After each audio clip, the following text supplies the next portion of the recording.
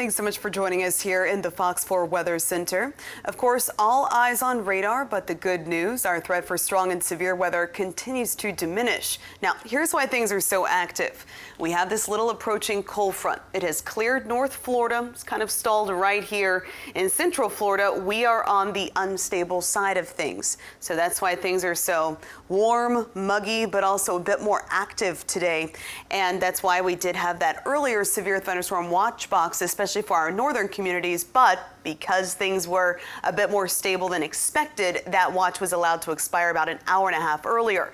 One thing I am watching closely, this cluster of thunderstorms currently in the Gulf of Mexico. As it works its way eastward, it will show signs of weakening, but it does look like some of us could be seeing some isolated showers and storms later on. Let's take a live look outside right now. Here we are, beautiful live view from the bayfront end. Everything here on the harbor nice and quiet.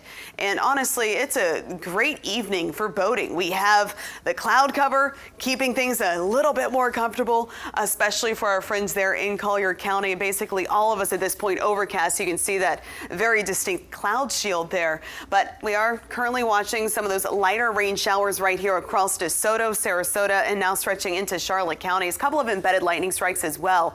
Obviously, if you are outside, you can hear that thunder roar. You do want to make sure to head indoors immediately.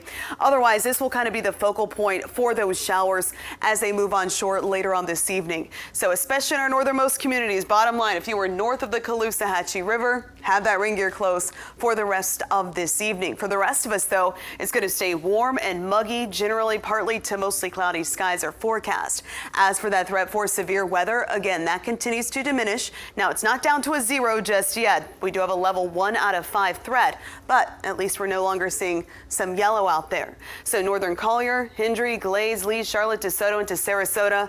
This is still where we could see an isolated stronger cell later on this evening. Let's take a closer look with our high-resolution model that we update for you every hour. So as we progress through that timeline right here around 6:30, best opportunity for those isolated showers and storms staying toward our north. So especially across Charlotte County, up through Sarasota, and points up toward the Bay Area.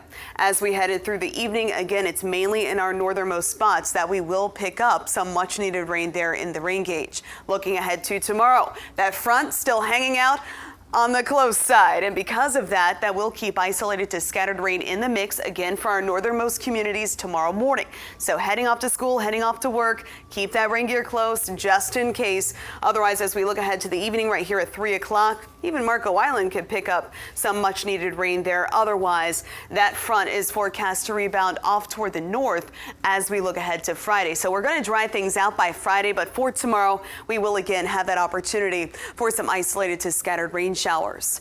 Heading into tomorrow, otherwise, it's hot for all of us, upper 80s and lower 90s. Factor that humidity, still very muggy air in play. That will create a heat index in the triple digits for most communities here across Southwest Florida. 7-day forecast pulling back those rain chances, bumping up those temperatures Friday into Saturday. As of now, best chance for rain looking ahead to weekend plans arriving on Sunday.